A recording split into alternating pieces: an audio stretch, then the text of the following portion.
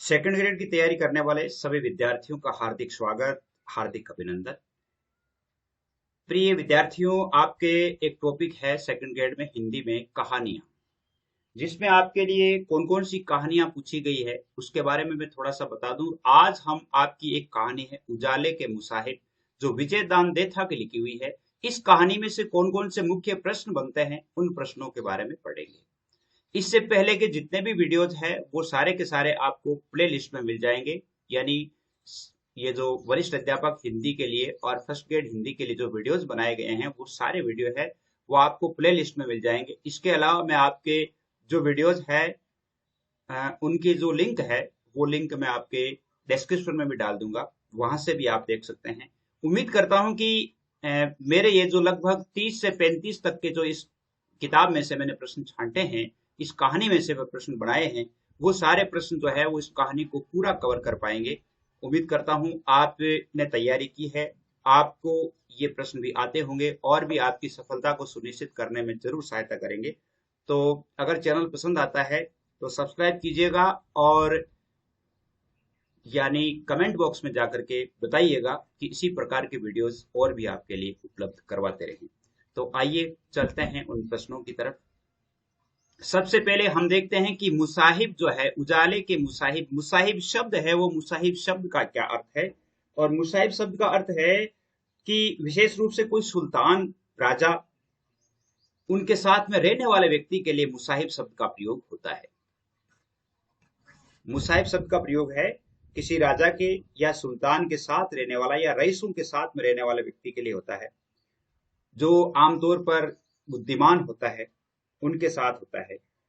या हम इसको साथी कह सकते हैं, मित्र कह सकते हैं, सहायक कह सकते हैं, खास दोस्त कह सकते हैं। मुसाहिब को इस प्रकार कह सकते हैं। तो इससे संबंधित प्रश्न कौन से बनते हैं, देखिए। विजयदान देथा है तो विजयदान देथा के कवि परिचय से लेकर के और पूरी किताब के जो प्रश्न है वो हम पढ़ेंगे। तो सबसे पहले हम देखते हैं कि उजाले के मुसाहिब कहानी के लेखक कौन है। ये तो आप जानते हैं, विजयदान देथा है। तो विजयदान देथा के बारे में थोड़ी सी संक्षिप्त जानकारी बता दूं, जिनका जन्म 1 सितंबर 1926 को हुआ और देहांत जो है वो 10 नवंबर 2013 को बोरुंदा में हुआ था। और ये रूपायन संस्थान जोधपुर के सचिव भी रहे थे। ये इनकी एक सामान्य जानकारी है। इसके अलावा विजयदान देथा को किस उपनाम से जाना जाता है? उन्हें बीजी कहा जाता था। क्या कहा जाता था? बीजी के नाम से जाना जाता था। और विजयदान देथा को अपने जीवन में कौन कौन से पुरस्कारों से नवाजा गया, कौन कौन से पुरस्कार उनको मिले थे? तो पद्मश्री, साहित्य अकादमी, चूड़ामणि पुरस्कार और 2011 में नोबेल पुरस्कार के लिए भी नामांकित हुए। लेकिन वो इनाम इन्हें नहीं मिलकर के थॉमस ट्रांसटोमर को मिला था। यानी उनके स्थान पर थॉमस ट्रांसटोमर जो थे उनको मिला था। और इनके अतिरिक्त इनको मरुदरा पुरस्कार और भारतीय भाषा परिषद पुरस्कार भी इनको प्राप्त हुए हैं। ये इनको मुख्य मुख्य जो पारितोषिक है वो प्राप्त हुए हैं। इसके अलावा इस पाठ में से बनता है कि विजयदान देथा की किस कृति पर उन्हें साहित्य अकादमी पुरस्कार से सम्मानित किया गया। और वो उनकी प्रसिद्ध कृति है बातारी फुलवारी, जो 14 खंडों में है। और उसके 10वें खंड पर इनको पुरस्कृत किया गया था। 14 खंड है बातारी फुलवारी, जिसमें से 10वां खंड है। 10वें खंड में उसे पुरस्कार मिला था और राजस्थानी कृति पर यह प्रथम पुरस्कार था। इनकी राजस्थानी कृति पर यह पहला पुरस्कार था। उजाले के मुसाहिब कहानी की शुरुआत किससे होती है? चकवा चकवी से होती है। एक चकवा और चकवी होते हैं, दोनों आपस में बातचीत करते हैं और चकवा चकवी कहते हैं कि हम आज किस प्रकार की बात सुनाएं, आप बीती करें या यानी पर बीती या घर बीती। यानी अब फिर वो है क्या कि पर बीती सुनाते हैं, घर बीती नहीं सुनाते। वो कहते हैं घर बीती तो रोज ही करते हैं, लेकिन पर बीती बात सुनाते हैं। तो चकवा चकवी से आरंभ होती है। उजाले के मुसाहिब कहानी में राजा का नाम क्या बताया? उसमें अनाम राजा नाम दिया हुआ है, उस राजा का नाम नहीं है वो, हम अनाम जो है ये नाम लिखा हुआ है। अनाम राजा के दरबार में कितने रत्न थे? 9 रत्न थे। कितने थे? 9 रत्न थे। रत्न वैसे 9 ही होते हैं। इस कहानी में साधु संतों का सिरमौर, ज्ञानियों का गुरु किसे कहा गया है? तीर्थंकर को कहा गया है। इस कहानी में किसको कहा गया है? तीर्थंकर को ज्ञानियों का गुरु और साधु संतों का सिरमौर कहा गया है। महात्मा जी जो थे, तीर्थंकर जो थे, उन्होंने राज्य में प्रसाद ग्रहण क्यों नहीं किया? क्या कारण बताया था उन्होंने? उन्होंने बताया था कि उनके राज्य में अंधेरा था। अंधेरा का अर्थ यहां पर इनके लिए तो अज्ञान था। है ना। लेकिन उन्होंने क्या समझ रखा था कि वास्तव में ही आपके राज्य में अंधेरा है, इसलिए हम भोजन नहीं करेंगे। तो राजा से कहा कि जब आपके इस राज्य से अंधकार मिट जाएगा, अंधेरा मिट जाएगा, तो मैं खुद ब खुद आकर के और भोजन कर लूंगा। तो राजा ने कहा कि भाई महात्मा जी को भोजन करवाना जरूरी है। इसलिए उन्होंने क्या किया, राजा ने अपने मंत्रियों के साथ बैठक क्यों रखी, राज्य का अंधेरा मिटाने के लिए। इसमें 4 उपाय बताए गए हैं, उन प्रत्येक उपाय पर हम विचार करेंगे। एक है इसमें कि पूरे राज्य में किस दिन से अंधेरा उलीचने का फरमान जारी किया गया। अंधेरा उलीचना, पानी की तरह, जिस प्रकार पानी को, जो पानी इकट्ठा हो जाता है और उसे किसी बर्तनों के माध्यम से उलीचा जाता है, यानी बर्तन भर भर के बाहर फेंका जाता है, उसी प्रकार अंधेरे को भी उलीचने का फरमान किस दिन जारी किया गया, अमावस्या के दिन ढलते ही। अमावस्या को दिन ढलते ही, अमावस्या को दिन ढलते ही ये फरमान जारी हुआ कि आज से ही जो है पूरी रात्रि भर प्रत्येक जो ग्रामीण है, प्रत्येक जो नगरवासी है, वो अंधेरे को उलीचना है, अंधेरे को बाहर फेंकना है। दीवान ने अपने राजा के सामने दूसरे राजाओं की तुलना किससे की। दीवान जो था, दूसरे राजाओं को वो क्या मानता था अपने राजा के सामने, छछूंदर। दूसरे राजाओं को क्या मानता था, छछूंदर से तुलना की गई है। एक इसमें से लाइन ली गई है कि तुम सभी जानते हो गुमशुदा गाय भी पुराने खूंटे पर लौट आती है। यह किसने कहा, यह बात राजा ने कही थी। क्यों कही थी, क्योंकि जब वो अंधेरा उलीचने पर उलीचते उलीचते दिन हो गया था, और दिन उगते ही क्या है कि एकदम यानी सूरज की किरणें चमक गई थी, और ग्रामवासियों ने और उनके जो दीवान थे, उनके जो 9 रत्न थे, उन्होंने कहा कि राजन, हमने अंधेरे को उलीच लिया है, अब देखिए एकदम अच्छा चमकदार उजाला हो गया है। तो फिर जब शाम हुई, फिर से जब अंधेरा आया या संध्या हुई, तब राजा ने कहा कि आप जानते हैं, एक बार ये इस तरह जाने वाला नहीं है, क्योंकि एक बार तो यदि कोई गाय गुमशुदा होती है, वो भी पुराने खूंटे पर लौट आती है। यानी यह जो अंधेरा है वो अपने राज्य में यानी अपने राज्य में वो आता है, क्योंकि यहाँ वो हमेशा रह चुका है, यहाँ से परिचित है, इसलिए वो इसलिए आता है। राजा ने अंधेरे को किसके समान बताया है। दूसरे उपाय में राजा ने अंधेरे को सूरज की लपटों के धुएं के समान बताया है। किसके समान, इससे तुलना की है कि ये जो है, जो ये अंधेरा है, ये सूरज की जो लपटें हैं उनका धुआं है। अब धुआं निकलता है तो दीवारें काली हो जाती है, दीवारें काली हो जाती है। इसलिए क्या है कि ये भी जो उन लपटों से निकला हुआ धुआं है, तो हमें क्या करना चाहिए। उन्होंने दूसरा उपाय क्या क्या किया, तब राजा ने अपने राज्य में अंधेरा मिटाने के लिए दूसरा उपाय क्या किया, वो बताया था अंधेरे को कलई से पोतना। यानी उन्होंने कहा कि कली कर दो, अर्थात पूरे नगर में पोत दो, ताकि क्या है कि अंधेरा यहां पर आए ही नहीं। तो ये गांव वालों से काम करवाया। खाने पीने की शुद्ध भी नहीं रहती है, यह बात इतनी शानदार है, ऐसा किसने कहा। ऐसा कहा था चकवी ने। चकवे ने वापस पूछा कि क्या तुम मेरी बात सुन तो रही हो ना, जो मैं बात कह रहा हूं। यानी राजा ने कहा कि भाई अंधेरा मिटाना है, तो अंधेरा मिटाने के लिए पहले तो सारे लोगों को बर्तनों से अंधेरा उलीचने का कहा गया, और वह पूरी रात भर यानी अंधेरा उलीचने में पसते रहे, और फिर उससे यानी फिर भी वो उपाय कारगर नहीं हुआ। तो दूसरा उपाय उन्होंने कहा कि पूरे नगर में अच्छी सफेदी, यानी इस अंधेरे को पोत दो, सफेदी कर दो इनके। सफेदी करने से क्या है कि ये, क्योंकि ये तो सूरज की लपटों का धुआं है, और धुआं है तो फिर ये तो सफेदी से जाएगा। तो उन्होंने कहा कि हाँ बिल्कुल ठीक है। गांव वालों ने वो उपाय भी कर लिया था, और वो उपाय भी काम नहीं आया, क्योंकि ये जो यानी सूरज अस्त होते ही अंधेरा होना तो आवश्यक है, क्योंकि वो तो होता ही है, वो तो स्वाभाविक है।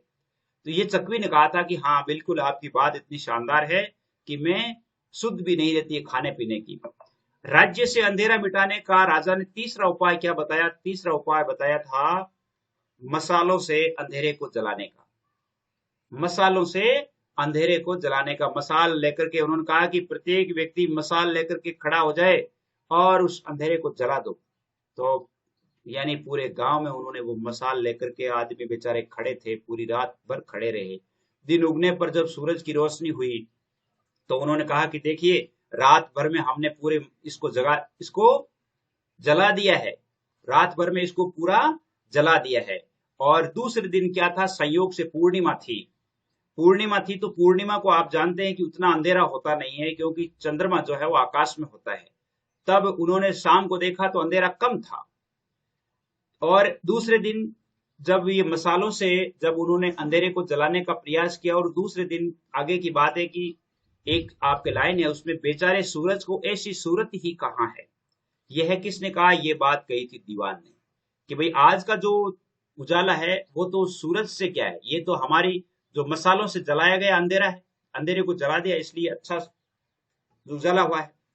अंधेरे को पूरा जलाने में खामी रह गई है, राजा ने ऐसा क्यों कहा। यानी मसालों से जब अंधेरा जलाया गया तो दूसरे दिन क्या थी, पूर्णिमा थी। और पूर्णिमा को जब संध्या हुई तो पूर्णिमा के दिन क्या है कि चंद्रमा पूरी रात्रि भर खिला रहता है। जब आसमान में रहता है तो क्या है, उतनी रात्रि होती नहीं है। तब उन्होंने कहा कि हाँ, आज क्या है कि अंधेरा कुछ फीका तो पड़ा है, लेकिन थोड़ी सी कमी रह गई है, क्योंकि उस दिन पूर्णिमा थी इसलिए घना अंधेरा नहीं था। अगला प्रश्न है कि अपने राज्य से अंधेरा मिटाने का चौथा उपाय क्या बताया। और वो चौथा उपाय बताया था सूरज की किरणों को बांधने का। उन्होंने कहा कि ये सूरज की किरणें जो है ना, इन किरणों को बांध लो। ये कहाँ जाएगी फिर, जब ये सूरज की किरणें यहाँ रहेगी तो फिर अंधेरा रहेगा ही नहीं। अब ये इनको क्या करो, इन सूरज की किरणों को रस्सियों से बांध दो। ये चौथा उपाय उससे राजा ने बताया था। अंधेरा मिटाने के लिए पंडितों ने क्या उपाय बताया। फिर भी चारों उपाय उसके कारगर नहीं हुए तो फिर उन्होंने पंडितों की सभा बुलाई और पंडितों से कहा कि बात क्या है, पंडित जी बताइए, ये अंधेरा कैसे मिट सकता है, मुझे राजा को भोजन करवाना है, महात्मा जी को भोजन करवाना है। तब उन्होंने क्या कहा, पंडितों ने पंडितों अपना उपाय बताया। उन्होंने कहा कि शंकर भगवान के नंदी जितना सोने का सांड बना करके दान कर दो। यानी शंकर भगवान का जो नांदिया है, बैल है, उतना बड़ा सांड बनाओ और उसे दान कर दो। और दान करके फिर 7 दिन तक मौन व्रत रखो। 7 दिन तक क्या रखो, मौन व्रत रखो, जिससे ये अंधेरा मिट जाएगा। आगे और बताया उन्होंने कि ऐसा ही एक काम और करो, आपके जो भीम तालाब है, भीम तालाब में 1.25 हाथ नीचे कितने घोंसले खुदवाने की बात कही गई, 7 घोंसले। उन्होंने कहा कि भीम तालाब में 7 घोंसले खुदवाने हैं। उजाले के मुसाहिब कहानी का उद्देश्य क्या है, इसका उद्देश्य है मनुष्य की आस्था और विश्वास ही बड़ा है। क्योंकि उन्हें आस्था थी कि हाँ, हम इस काम को कर पाएंगे, ये काम हमारा हो जाएगा। तो वो धीरे धीरे क्या है कि राजा की आज्ञाओं का पालन करते रहे।